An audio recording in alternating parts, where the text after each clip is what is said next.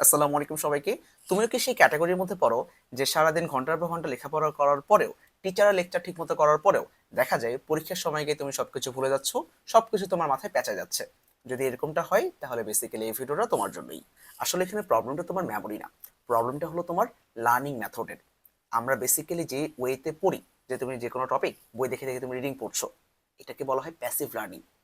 এটা অনেকটা উপন্যাস পড়ার মতো কিংবা হচ্ছে যে কোনো সিনেমা দেখার মতো। তুমি যখন যে কোনো উপন্যাস পড়ছো কিংবা যে কোনো সিনেমা দেখছো, তুমি কিন্তু টোটাল কনসেপ্টটা বুঝতে পারতেছো যে না এই আমাদের গল্পের মেইন থিম হচ্ছে এইটা।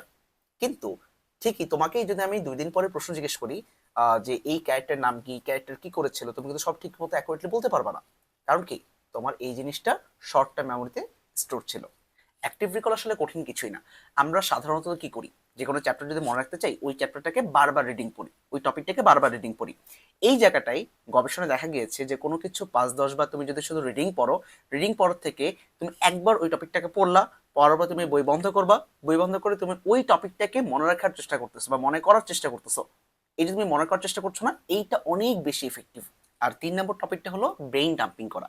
ব্রেইন ডাম্পিং কি, তুমি একটা সাদা পেজ নিবা, এই ধর একটা খাতা নিলা, খাতা নিয়ে যেই টপিকটা তুমি পড়ছো সেই টপিকে যা যা মনে আছে তুমি একটা একটা করে লিখে নিবা। এর ফলে সুবিধাটা কি, তোমার ব্রেইন বেসিক্যালি এই পড়াটাকে গুছাই নিচ্ছে, জানা এর মধ্যে এই এই জিনিস আছে। ধরো তুমি মাইটোকন্ড্রিয়ায় পড়ছো, কি লিখবা? মাইটোকন্ড্রিয়া আবিষ্কারকের নাম লিখলা, নামকরণ কে করেছে, গঠনে কি কি আছে, কোথায় কোথায় পাওয়া যায়, এটসেট্রা এটসেট্রা। এবং এখন মনে করো তুমি লেখা শেষ, অনেক কিছু তো তুমি ভুলে গেছো।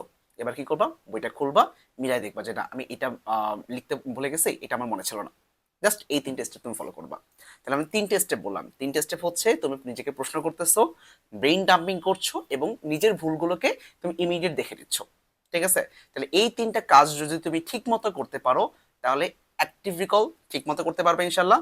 এবং তোমার ওই পড়াটাকে তুমি খুবই দ্রুত শর্ট টার্ম মেমোরি থেকে লং টার্ম মেমোরিতে কনভার্ট করতে পারবা এবং তুমি অনেক লম্বা সময় ধরে পড়াটাকে মনে রাখতে পারবা।